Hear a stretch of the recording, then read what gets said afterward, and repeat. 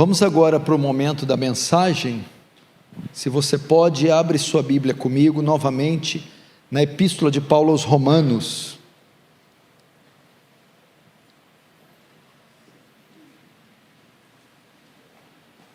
No capítulo 3.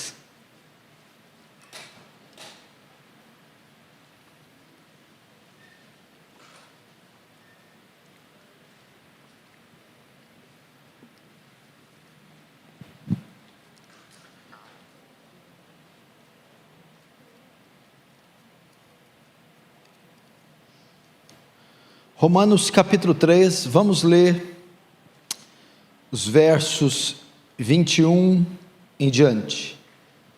Mas agora, sem lei, se manifestou a justiça de Deus, testemunhada pela lei e pelos profetas.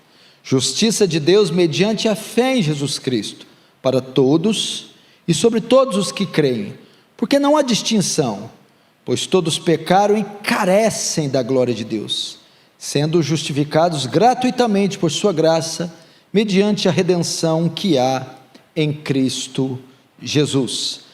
Deixa aberto aí, não feche, só feche os olhos mais uma vez para uma rápida oração. Pai, o que pedimos é iluminação sobre o texto, graça abundante e gloriosa sendo despejada entre nós, vidas sendo salvas e seu nome, sobretudo, sendo glorificado. Amém.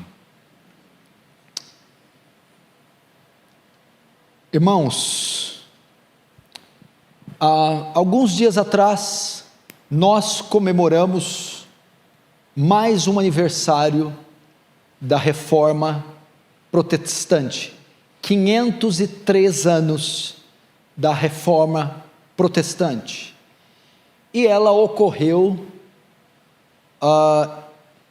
em virtude da obra que Deus realizou na vida de um homem, um monge alemão da ordem agostiniana, Martinho Lutero.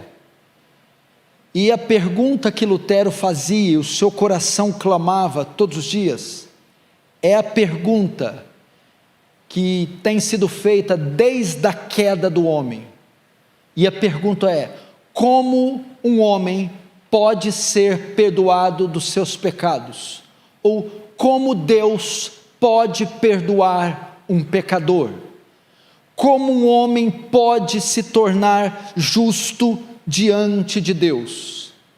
O homem, antes da queda, era dotado de uma justiça, de uma certa perfeição moral, mas quando ocorre a queda, o homem perde essa justiça, e desde lá, ele leva toda a raça humana com ele.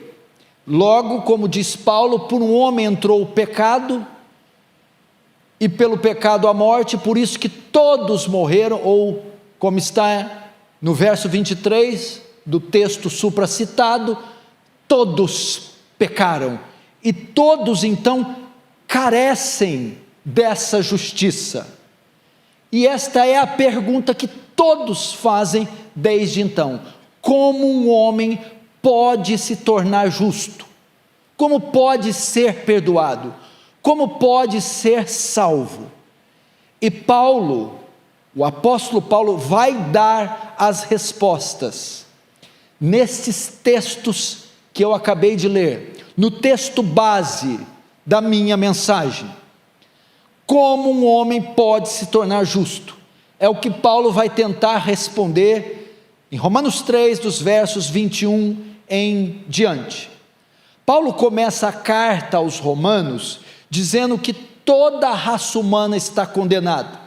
Capítulo 1, gentios. Capítulo 2, judeus, tanto judeus quanto gentios, estão condenados. Capítulo 3, todos os homens, toda a raça humana, e que mediante a lei, a observância dos mandamentos, ninguém pode ser salvo. Então Paulo vai explicar que a única maneira de ser salvo é mediante a justiça imputada de outro a nós. É só dessa forma que a justiça de outro seja imputada a nós. Vamos começar o texto. Verso 21 diz: mas agora sem lei se manifestou a justiça de Deus. O que quer dizer esse termo justiça de Deus? Antes de prosseguirmos, o que Paulo quer dizer com justiça de Deus? Agora sem lei se manifestou a justiça de Deus.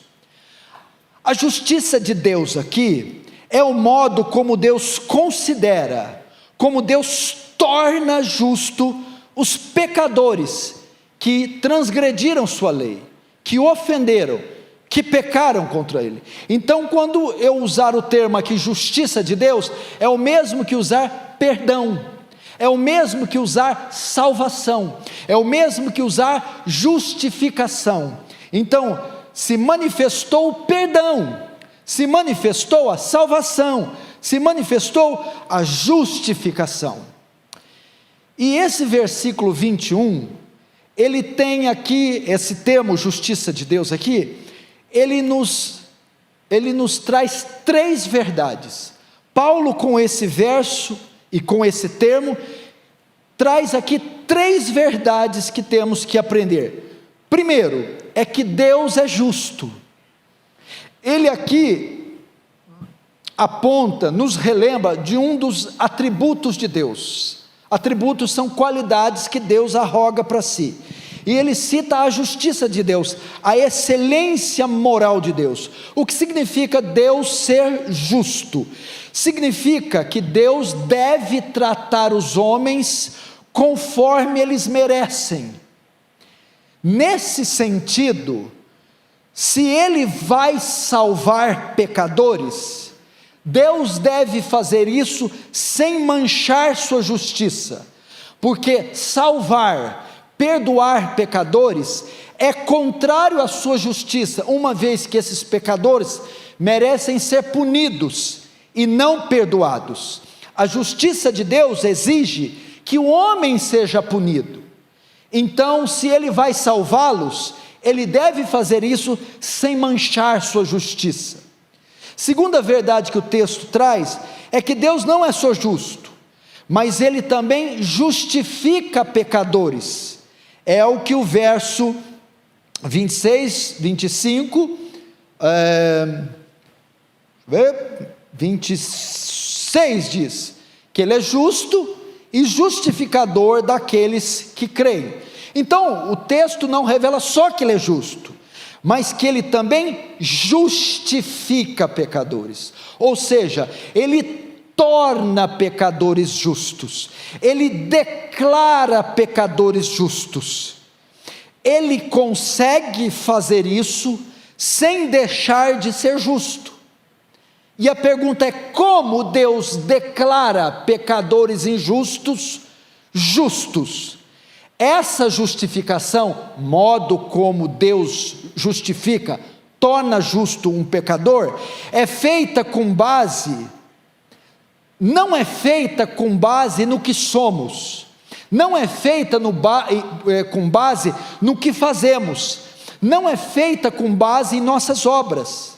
Essa justificação, esse modo como Deus nos torna justos, é feito com base na justiça que Ele pega de outra pessoa e concede a nós pecadores. Essa justiça é feita com base na justiça de outro, na justiça imputada, atribuída de outro aos pecadores, a nós, homens sem justiça própria. É isso que quer dizer a justiça de Deus aqui. Deus, então, através da justiça de outro, dada a nós, nos considera justos, nos trata como justos, nos aceita como justos, com base na justiça transferida de outro. A terceira verdade que o texto apresenta é que esse termo justiça de Deus é um conceito estranho à nossa natureza, a nossa condição. Ela é o oposto do conceito da justiça humana. Porque a justiça humana, quando falamos de justiça, o que vem à nossa mente são méritos. É uma justiça meritória, retributiva. Ou seja, nós só recebemos aquilo que merecemos, que pagamos para ter. Entretanto, essa justiça é gratuita, imerecida, é uma obra da graça, é um presente, foi nos dada sem que fizéssemos nada, não foi pelos nossos méritos, foi apesar dos nossos deméritos.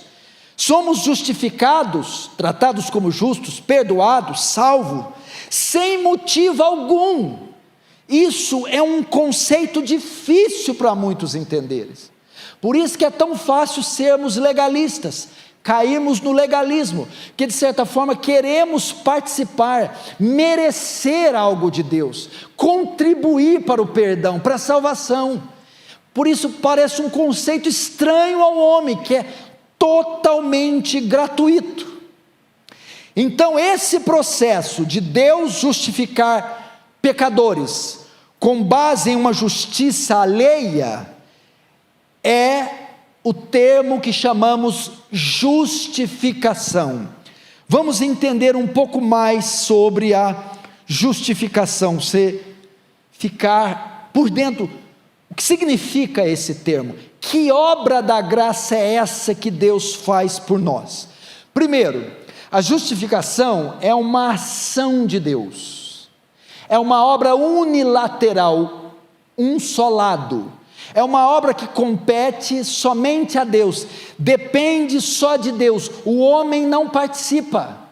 É Deus quem perdoa, é Deus quem salva, é Deus quem torna alguém justo, independente de suas obras, independente dos seus atos. Segundo, a justificação é um ato jurídico. Nós entramos aí no campo do direito, é um termo forense.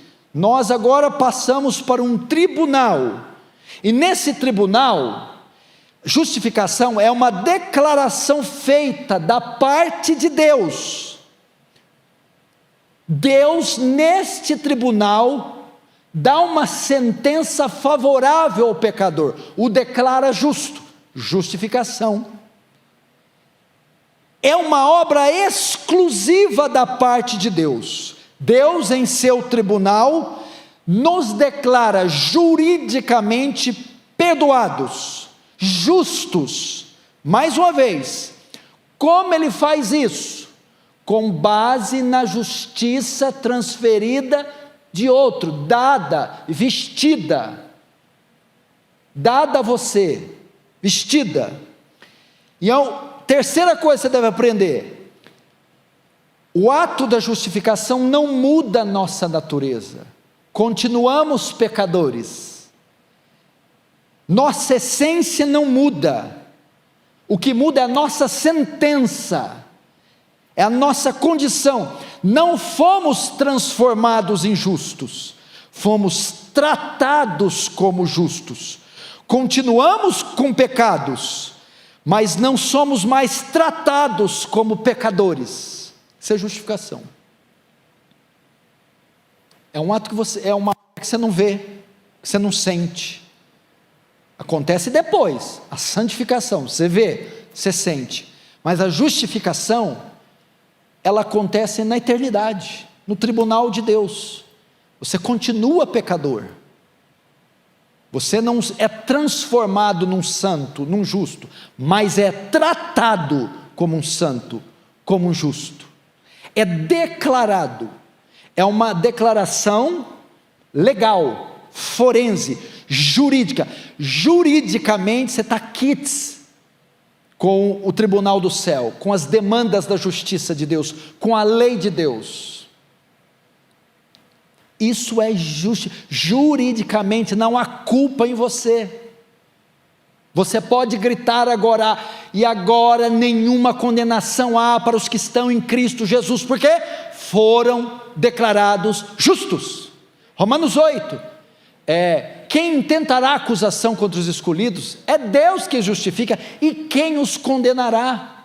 Não pode mais você ser condenado, nem não pode mais ser condenado, nem julgado. Por quê? Porque no tribunal dos céus foi dada uma sentença, e você foi absolvido, perdoado, tetelestai, está consumado. Diabo pode vir hoje, amanhã, daqui 10 anos, acusar, não adianta, seus pecados foram lançados em Cristo, e a justiça de Cristo em você, não tem mais jeito, é impossível. Por isso que nós cremos na doutrina, no postulado da redenção eficaz, da expiação eficaz, da redenção particular, ou seja, todos aqueles a quem Cristo derramou seu sangue, juridicamente estão no estado legal com a justiça divina. O seu problema jurídico, mediante ao sangue de Cristo, foi resolvido, de modo que eles não podem mais ser condenados, e de modo que por todo aquele que Cristo derramou o seu sangue, esse está legalmente em paz com Deus, legalmente quites com a justiça divina, legalmente perdoado. Se Cristo tivesse derramado o sangue por toda a raça humana, a situação jurídica de toda a raça humana estaria resolvida, logo ninguém poderia ser punido. Se alguém então vai para o inferno, que Cristo derramou o seu sangue, Deus está sendo injusto em condenar um homem cuja situação jurídica foi resolvida pelo derramamento do sangue. Então, se existem pessoas que estão indo para o inferno, é porque a situação jurídica dela não foi resolvida, e se ela não foi resolvida, significa que Jesus não morreu por todos os homens, somente aqueles em quem a situação jurídica foi resolvida, é que estarão nos céus. Muito importante você aprender isso. Agora, segundo ponto, como essa justificação se manifestou? Como esse perdão se manifestou? Como essa salvação se manifestou? No verso 21, continua: mas agora sem lei se manifestou a justiça de Deus. O que significa? Significa que essa justiça, o modo como Deus salva pecadores, já existia no Antigo Testamento, já existia no Antigo Concerto, mas ainda estava oculta. Quando ele fala se manifestou, não diz que ela não existia. O perdão, a redenção, o modo como Deus salva, como justifica alguém, já existia, mas estava oculta. E o texto diz: se manifestou a justiça de Deus, testemunhada pela lei e pelos profetas. O que é a lei e os profetas? É todo o Antigo Testamento. Essa justiça estava contida no Antigo Testamento, se falava nela no Antigo Testamento, porém se falava de um modo velado. É como você via silhuetas, mas tinha algo cobrindo. Ela estava lá, mas encoberta, não havia se manifestado essa justiça, esse modo como Deus salva. Mas o texto prossegue: mas sem lei se manifestou a justiça de Deus, testemunhada pela lei e pelos profetas. A parte primeira: mas agora se manifestou. Ela já estava lá, já existia, mas estava oculta. Mas agora, Paulo diz, em nossa época, em nosso tempo, agora no Novo Testamento, essa justiça se manifestou. O que Paulo está querendo dizer isso? Com a vinda, a encarnação do Senhor Jesus Cristo, o meio com o qual Deus salva, redime, perdoa. A lei e os profetas falavam, profetizavam, apontavam, diziam de sombras, nuvens, arquétipos daquilo que viria. Então agora, no tempo do Novo Testamento, essa justiça se encarnou, se apresentou, se manifestou na figura, na pessoa bendita do Senhor Jesus Cristo. Ou seja, o meio que Deus justifica pecadores foi prometido no Antigo Testamento, entretanto, só manifestado com a vinda, encarnação e morte de Jesus. Assim, a justiça de Deus, possibilidade de justificar pecadores, se manifestou através de Cristo, através da vinda de Jesus. Era a grande pergunta: como um Deus justo perdoa pecadores injustos, sem deixar de ser justo? Como um Deus justo perdoa pecadores, ou salva pecadores, justifica pecadores injustos, sem deixar de ser justos? Resposta: com a vinda, encarnação, morte, ressurreição de Cristo, ou seja, através da cruz de Cristo. Aleluia. Esse aleluia aí não foi pentecostal não, foi reformado esse aleluia.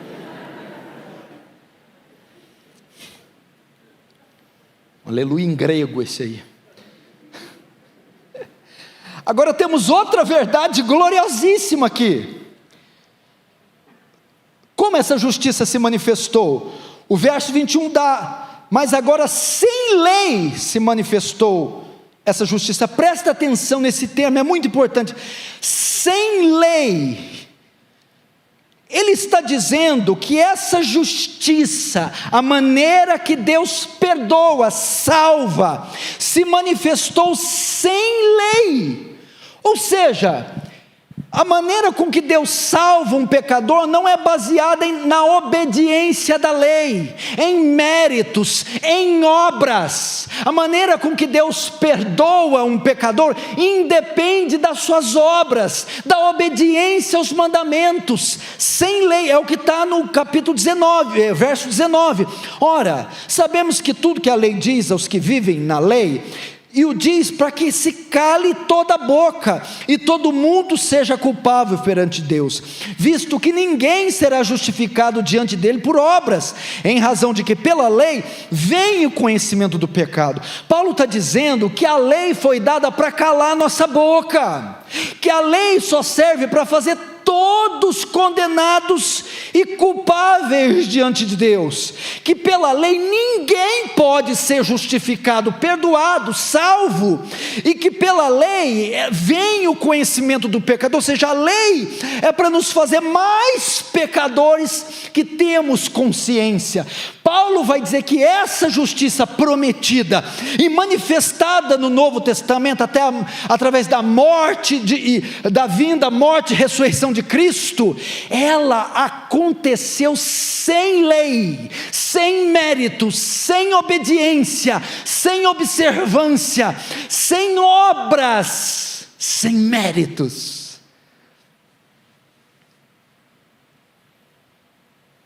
Sabe qual é o nome disso? Graça. Repete bem alto: graça. Ele justifica, Ele perdoa, Ele salva, sem que eu cumpra nada, sem que você cumpra nada. Você é justificado por graça.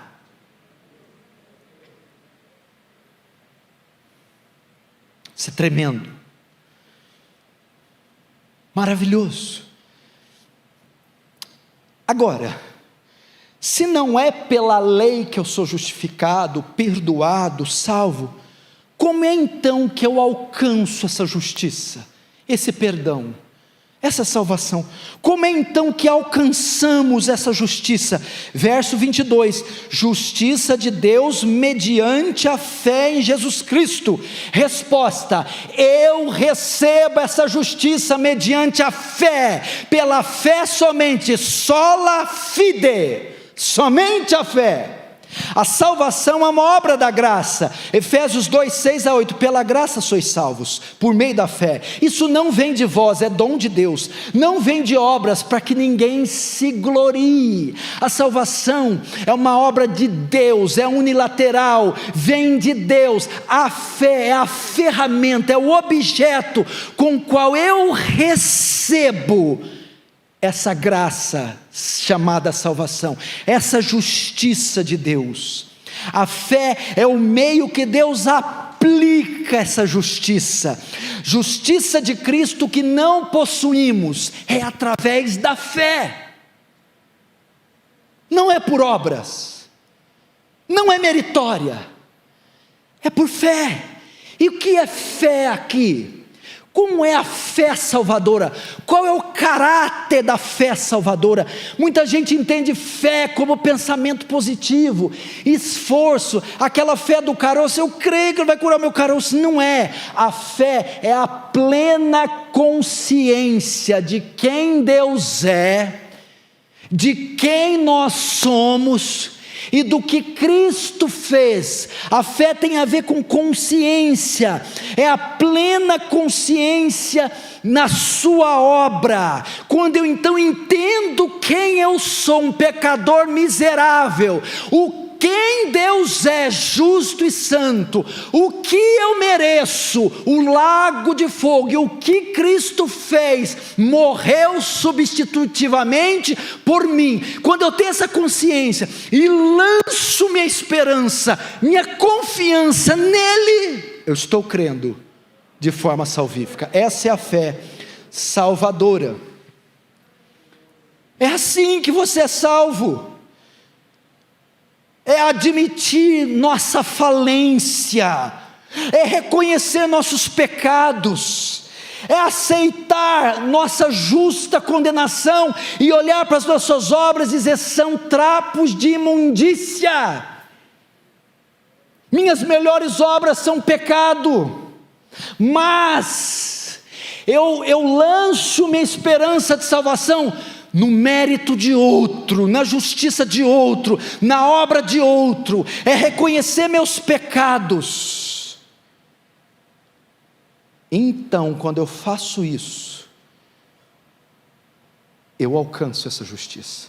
Ou melhor, para ficar mais bíblico, essa justiça me alcança. É assim.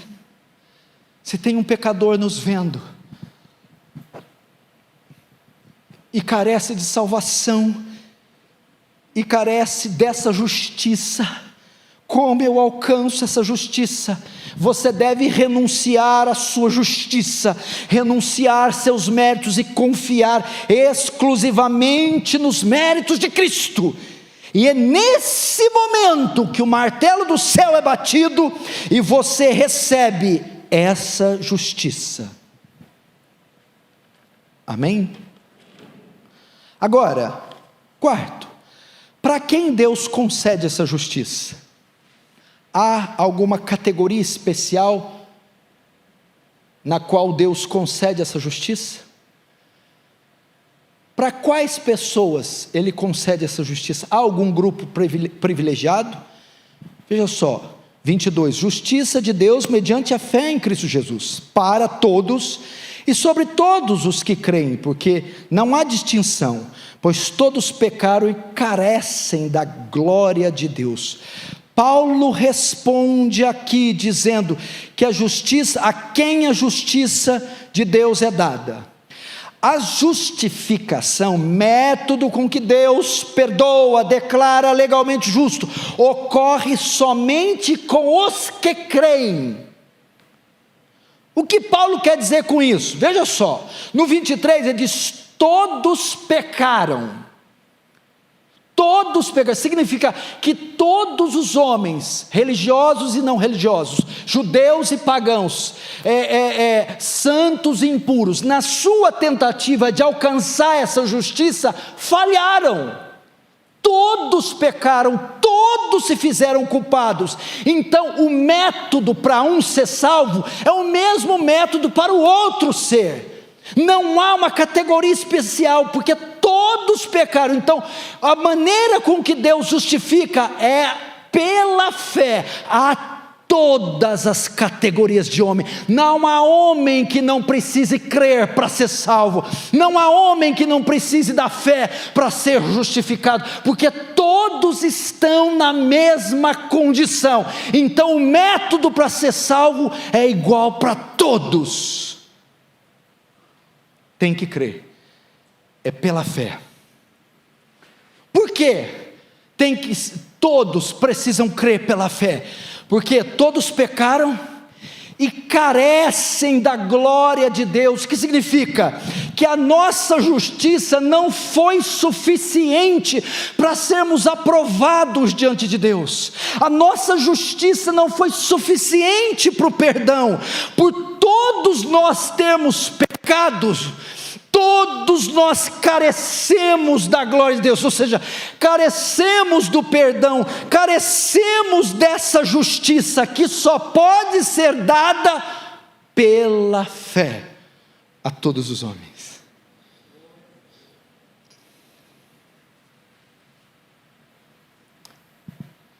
Amém?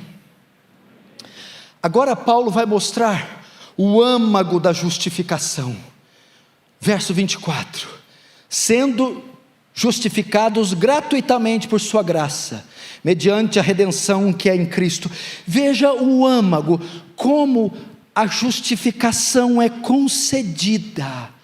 Ela é concedida, sendo justificados gratuitamente por sua graça. Paulo faz questão de fazer uma redundância, é para exagerar, é completamente de graça, é totalmente de graça.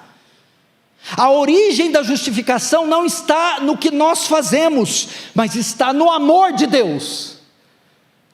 A origem da justificação não está em nossas obras, mas na misericórdia divina, no perdão divino. O que é graça? Favor benevolente e merecido de Deus, a disposição que Deus tem de fazer bem aos homens sem que eles mereçam. Você tem que perder o sono por algo dessa forma. Ele nos justifica sem ver nada em nós, nada positivo em nós. É graça, essa justiça nos é dada, é um presente que procede do amor e da misericórdia de Deus. Agora, para encerrar, porque aquele relógio ficou com problema, ele não para. Agora, tem um detalhe aqui. Está muito legal, né? Está muito bonito. Presta atenção. Agora, para Deus conceder tudo isso a nós, de forma tão completa e tão suficiente, sem deixar de ser justo, alguém teve que pagar toda a dívida que era nossa. Por isso que o 24 diz: sendo justificados gratuitamente por sua graça, mediante a redenção que há em Cristo Jesus. A palavra redenção era usada no pagamento para a libertação de um escravo. Era a libertação de um escravo mediante ao pagamento de um valor. Isso é redenção. Para aquele escravo ser livre, um valor tinha que ser pago para comprar a liberdade dele. Para Deus fazer tudo isso conosco, nos justificar sem deixar de ser justo, alguém teria que pagar nossa justiça, nossa soltura, nosso perdão. Quem é que paga?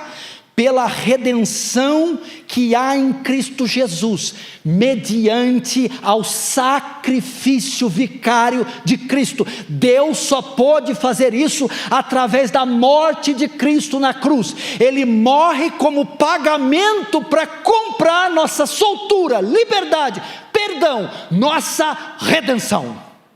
éramos escravos do diabo, filhos da ira, escravos do pecado, merecedores do castigo eterno, mas nossa liberdade, perdão, redenção foi comprada pelo preço do sangue, o sangue de Jesus.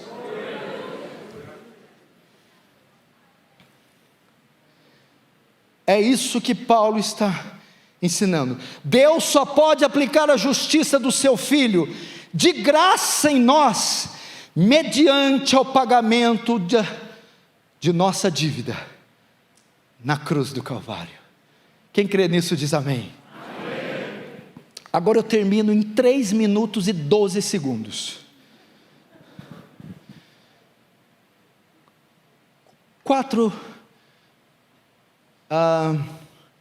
princípios nós aprendemos com essa mensagem, para a conclusão do sermão. Primeiro,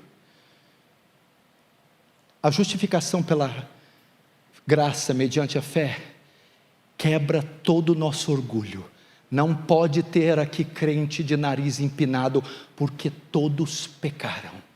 E se alguém é salvo, só é salvo pela graça. Não pode haver nenhum orgulho. Éramos bichos e vermes, foi-nos concedido perdão, ainda sendo bichos e vermes, totalmente de graça. Segundo princípio, mostra o amor de Deus.